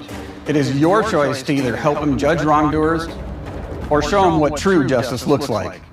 We definitely have reactivity in the game based on how you've been treating your companions. I won't reveal the end of the game, but let's say if you have not been treating them well, you will find out at the end of the game what that means. Companions are a very, very important part of merchandising, because that's the real beauty of the sequel. We're talking merch, baby. It is the lifeblood. It is what fuels us. Do you want to see some of my ideas? Hop, hop. Check this out. Gen Alpha loves body pillows, especially ones that look like human beings for some reason, right? Who needs a significant other when you could have a knife-wielding space psycho up in your sheets, huh? What do they do with them when they get them, huh? Maybe a little napping, maybe a little snuggling, maybe a little... na-na-na. Arte y propaganda. The visuals of the first Outer Worlds depicted a frontier colony in space. The Outer Worlds 2 is driven by an invasion of the Arcadia colony system by Anti's choice, which shifts the visuals to be more reminiscent of a World War I-like setting in space. That evolution is seen across all aspects of the game, starting with the factions. How do you militarize everything, including extreme capitalists or math-crazed scientists? In a World War I setting, war comes with propaganda. The Sovereign uses it to maintain control, Anti's choice uses it to help their bottom line, the Order just wants to show how it exists within the grand plan. We want players to feel like Arcadia is a living, breathing place scarred by a long-standing war. Fairfield, one of the first towns you encounter, was once under Protectorate control, but has recently been taken over by Anti's choice. They don't just occupy the town, they rebrand it with their signature style, repainting buildings, posting guards, and adding propaganda-based holograms featuring Anti and the Moon Man. Showing the towns evolving after the invasion helps us push immersion for our players. One of our priorities in visually realizing the world of the Outer Worlds 2 was making sure everything is clear and recognizable from the player standpoint. We want to make sure each faction has a particular look and design. So when the player is running across these vast, different environments and landscapes, they're recognizing the motifs and visuals of who they're talking to, what they're going to be talking about, and how that progresses throughout the story. The first Outer Worlds was really about player interfacing with corporations. And while we have that in the Outer Worlds 2, we really want to express not just the corporations, but how the player interacts with other facets of the world, like government entities or religious structures. And then we elaborate on those. With larger environments, we wanted to encourage exploration by improving player mobility across the board. Now you can run, slide, double jump, mantle and parkour your way through all of the nooks and crannies of these worlds. It really allows the player to just explore and have fun finding really cool stuff. Weapons y gameplay. We've aimed to make everything in the Outer Worlds 2 better from top to bottom. The RPG elements were the start, but that's touched our story, our art, and especially our gameplay. A good sequel is true to the original. That's first and foremost, right? Like, we all want to add in a bunch of things as you're making a sequel, right? We want to make it bigger and better in every way. That's what we were trying to do here. And I thought, we did not need this consultant. We've made enough sequels. We understand how to do this. And I will say, I don't think it's been entirely successful. I am very proud of the combat improvements we have made in the Outer Worlds 2, thanks to my patented combat system. You may be thinking to yourself, it can't be that good? Shush, what are you even talking about? You haven't seen it yet. Watch this. Put a helmet on, because I'm about to blow all of your minds with my COMBAT system, combat system. My name is Mark, I'm the head of sequels. Shall we begin? You're thinking, what's C for? C. Capitalize the fact that the people loved the first game. We're going to take those people, we're going to make them buy the sequel, giving out pounds, pounds, pounds. Quick ones, ha, ha, not you, Dev. Here we go. What comes after C? O. Optimize for player satisfaction. I am terrified of online gamers, okay? I want to make them happy. So let's, okay? All right. Mobilize the players so they're ready for that sweet pre-order. Clap with me. Sweet. You don't have rhythm, Brandon, just say it. Sweet pre-order. Everybody has a different rhythm and it's blowing mine. And here we go. B, burglarize. What is this? It's basically just finding new ways to loot dead bodies. You know what I mean? Right, Otis? Okay, well, it's a big part of the game. A, you gotta agonize about how many people are gonna be angry that we have just put so much combat into this thing and almost no romance at all. We should look at ourselves. What is wrong with us? Huh? We can't have one love story in this? How many people have been in love? Raise your hands. Raise your hand if you're in love. Okay, are you lying? I have a wife. Put your hand down. T, toi. In French, that means two. Sequel. I think that means 3. Okay, you're getting ahead of yourself. Come on, click. We're on 2. And how do we end it? Anything is possible.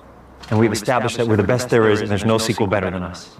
And if I could just say one more thing, thank you very much. I know I've kind of changed the world of video games today. For The Outer Worlds 2, we wanted to improve gunplay in every way.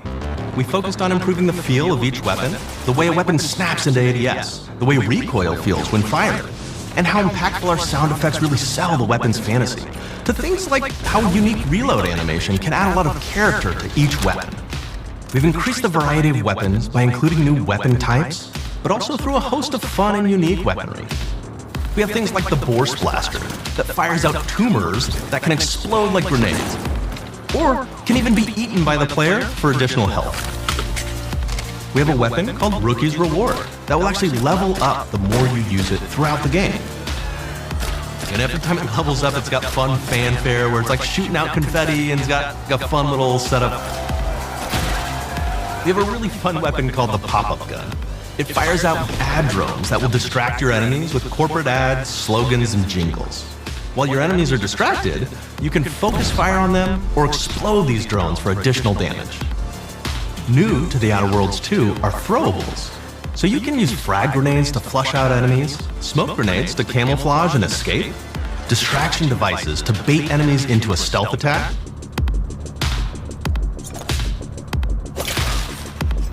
and even science grenades that will levitate enemies, allowing you to fire upon them while they float helplessly.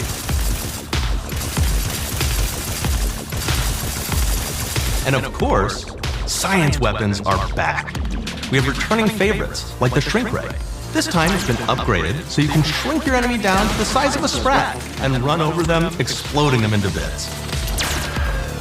The Shrink Ray, that was probably my favorite one from the first game, so we brought it into the second game, but we improved it though. So instead of shrinking your enemies for a short period of time and having them re-expand, this time they stay shrunk, and we actually added in the ability to step on them and kind of squish them and kick them, because we knew that that was the player fantasy. We knew that's what everybody wanted to do. They wanted to step on the enemies, they wanted to kick them, so we made sure to double down on that stuff. In addition to things like our returning favorites, we also have some really fun and unique new science weapons. One of them is called the Armageddon. This one's really cool because it actually shoots out these masses that are like these little arms that will stick to people or cover or all kinds of different things, and they will continue to just hit them until they get destroyed.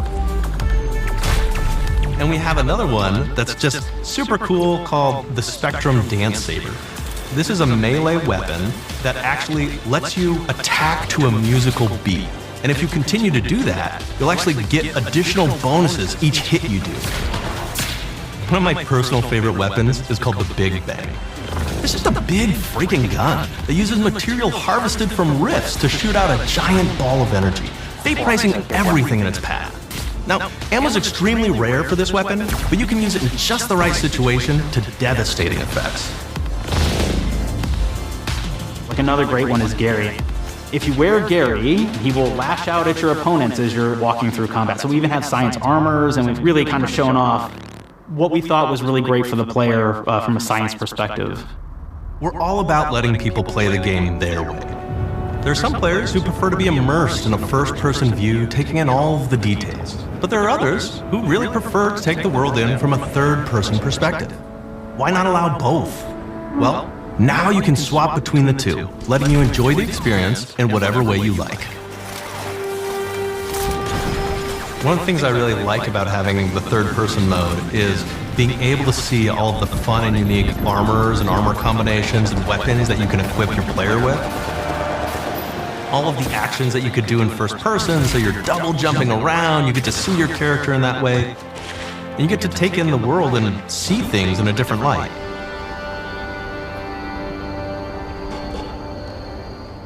The Outer Worlds 2 is really the biggest game we've ever made. Bigger choices, more reactivity, more weapons, more things to find in each of the worlds the players can visit. The team has done incredible work bringing the Outer Worlds 2 to life.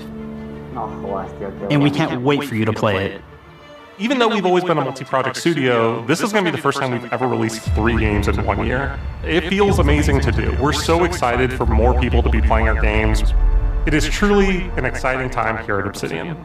We're exploring worlds big and small while expanding on franchises that we've created, and we have no plans to slow down. We hope you all continue to come along with us as we do what we do best, make your worlds your way. estoy dándole duro a WoW. Es que tengo el Elder Scrolls 4 Oblivion, pero estoy con la WoW.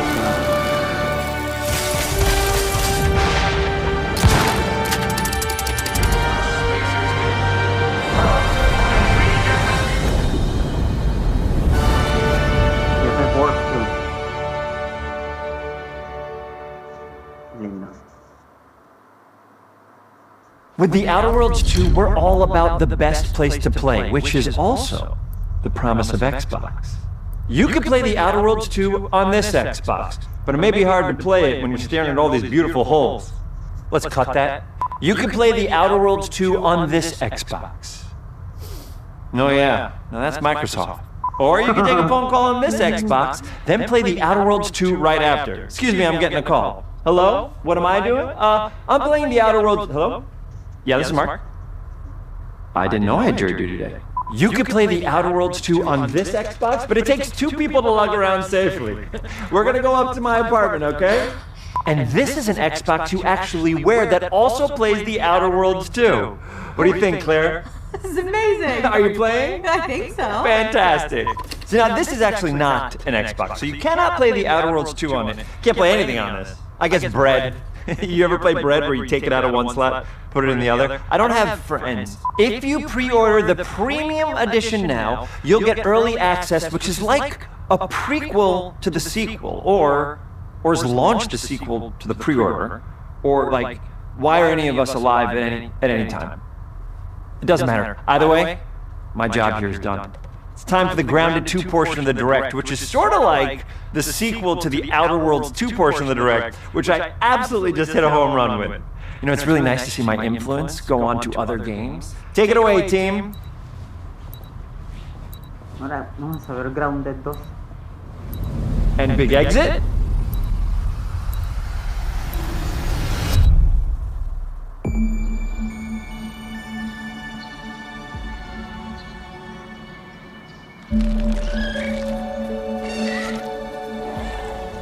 We're so proud of Grounded. What started as a small passion project to make a quirky game where you're shrunk down to the size of an ant, trying to survive in a backyard, grew into something way bigger than we ever imagined. Over 25 million of you jumped in, explored, built, crafted, and fought off giant bugs together. Y'all helped make the entire experience very special to us. The team's been cooking up a ton for Grounded 2, and we're so excited to talk about it. I had to grease some palms to steal a bit of time from the Direct to give you a deeper look. There were so many possibilities and ideas that didn't make it into the first game, so with the sequel, we have the chance to dream bigger. To achieve those dreams, we partnered with the amazing folks at Eidos Montreal. Together, we're taking Grounded from the backyard to an even larger world, the Brook Hollow Community Park. When we started working on Grounded 2, we knew that we wanted to make a bigger world. Fortunately for us, Eidos Montreal became our main partner on developing Grounded 2. They have a lot of similarities to the sorts of things that are important to us at Obsidian. They tend to make very narratively strong games. They make games with really deep characters and great character progression. They make games with great gameplay. Everyone at Eidos Montreal is thrilled and honored to be working with Obsidian Entertainment. Our two studios share a lot of DNA. The same things that are important to Obsidian Entertainment are important to us. Choice and consequences, player communities, and doing justice to great IPs and great franchises. The fact that we're the first partners that they're working with to make a sequel to their franchise feels like we're an important part of their history. The events of Grounded 2 take place 2 years after the first game. The same 4 teenagers are returning. So there's Max, Hoops, Willow, and Pete. They're a couple years older, which means they've gone through a bit more high school, a bit more mature. It's 1992, the world's a little bit different, but we're still in that fun, nostalgic era of the early 1990s. In Grounded 2, we're moving the action out of the backyard and into the Brook Hollow Community Park. Not only is it bigger, it allows us to tell a lot more stories and expand the world of Grounded by exploring what the community of Brook Hollow has been up to and what they've been through.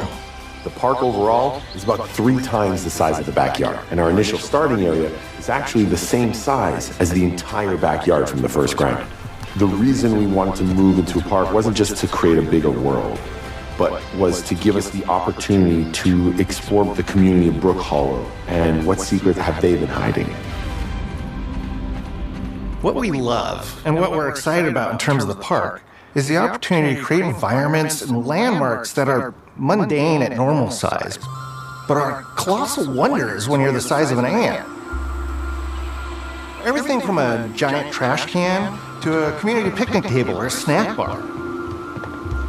All of these areas come to life in a brand new way. Part of the fun in Grounded 2 is that the park was evacuated really quickly right before our team sort of turned upside down and is in a topsy-turvy state. And that leads to really fun environmental storytelling, but it also leads into the creation of amazing biomes for our characters to explore. One of my favorite examples of this is the ice cream cart.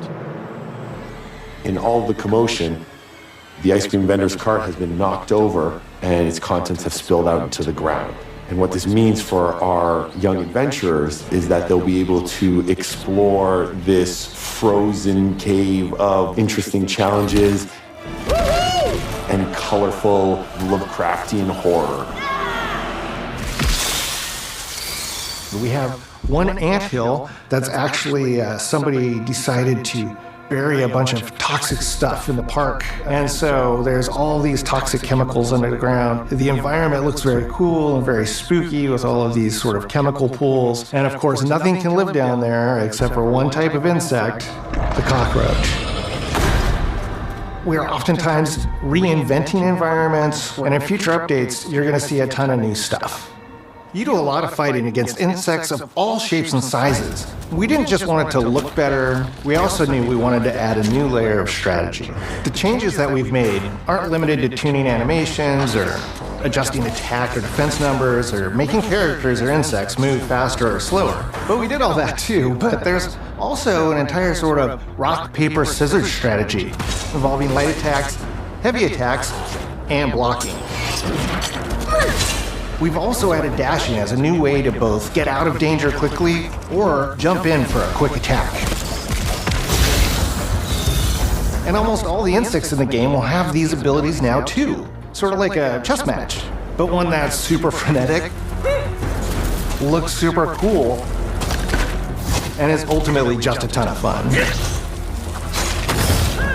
We're leaning into clear playstyles for tanky warriors, low defense, high damage rogues, effect-wielding mages, and ranged hunters. In the first Grounded, we had mutations, and there were weapons and armors that favored different playstyles. In Grounded 2, not only will there be passive mutations, but there will also be active mutations. And a lot of those mutations support these archetypes. My favorite way to play pretty much any game is chasing after those game-breaking builds. And that's why I'm so excited for what we're doing with archetypes in Grounded 2.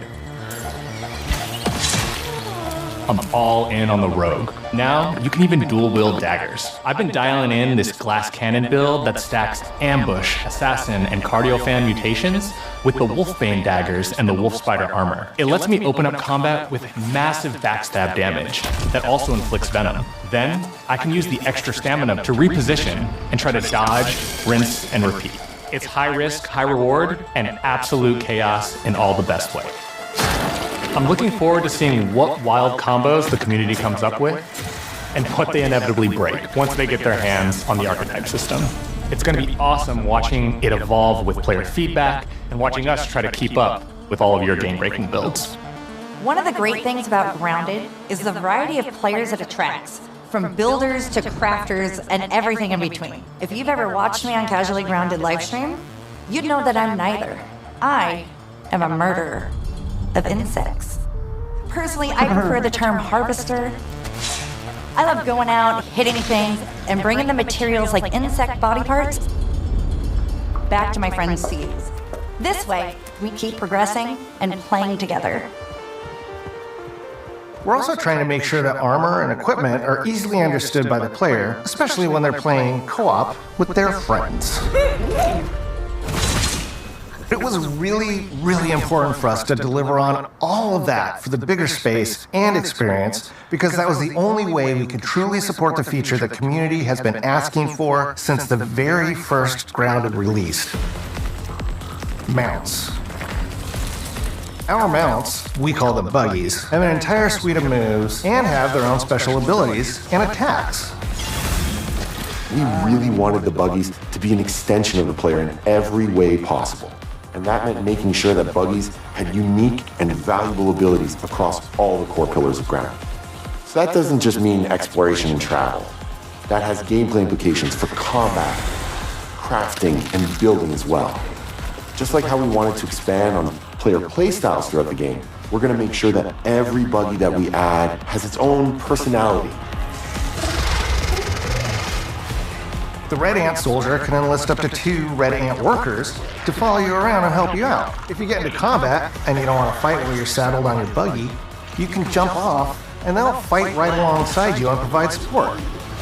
The Orb Weaver buggies are a little less useful when it comes to general utility, like building a base or harvesting, but they're awesome when it comes to combat. Sure, their defenses aren't super strong, but they're heavy hitters. They're also super fast and they have some great special abilities, like a scream that allows them to stun lesser-powered insects, and the ability to shoot webs and entangle other creatures. So the Orb Weavers won't be your base-building buggy. You should use the Red Ant Soldier for that. But they're super fun for exploration and combat. Red Ant Soldiers and Orb Weaver Spiders will be available at Game Preview launch. There will be others in the future, but those are the 2 we're starting with. The connection that our Grounded community has with us is something we want to keep forging with the sequel as we make an even bigger game than the original. Pretty much from day one, we knew we wanted to return to Game Preview for Grounded 2. Sure, it comes with some trade-offs, like the game's not done and it's out to the world, but there's so much value in building it alongside the community. Buggies change how you traverse and navigate the park.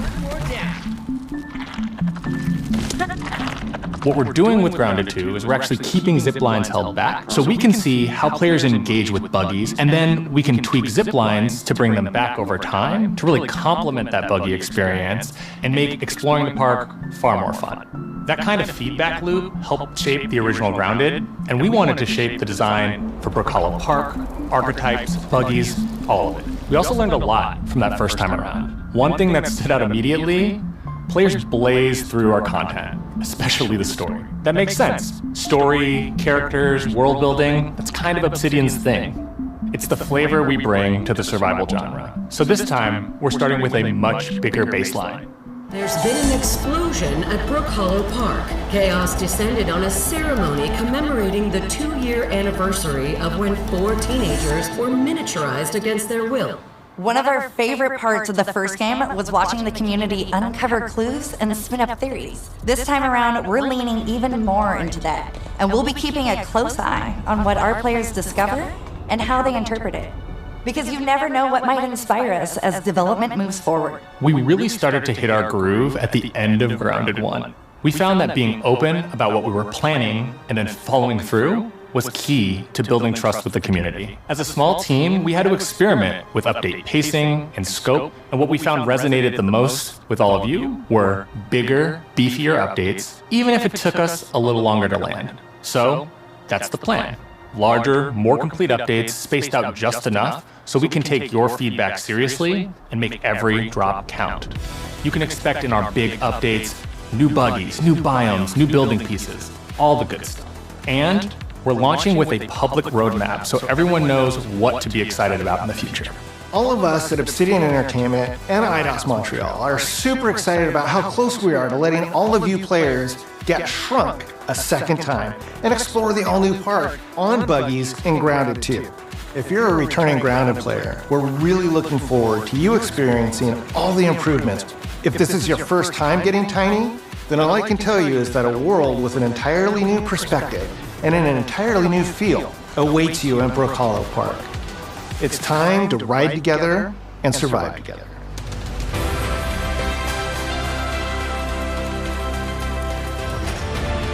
Está muy bonito el juego. Me encanta.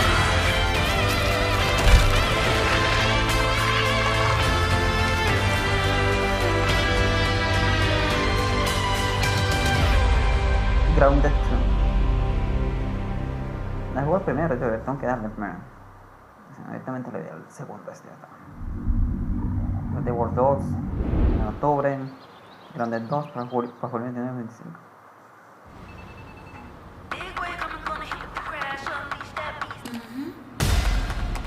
Ya.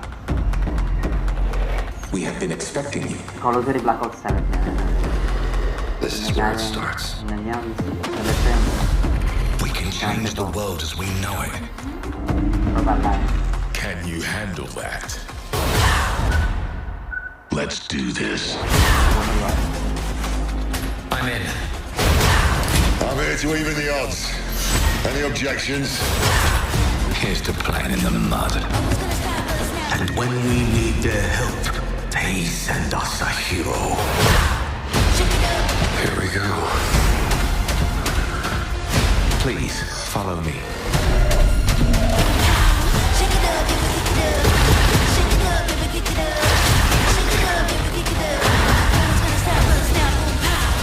Well, hello there. It looks like you're about to do some renovations. Keep your filthy pickers off me! You think I care? This is gonna be awesome.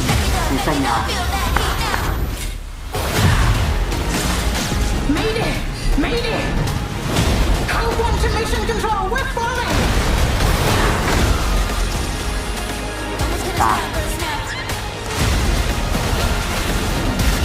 Had enough yet?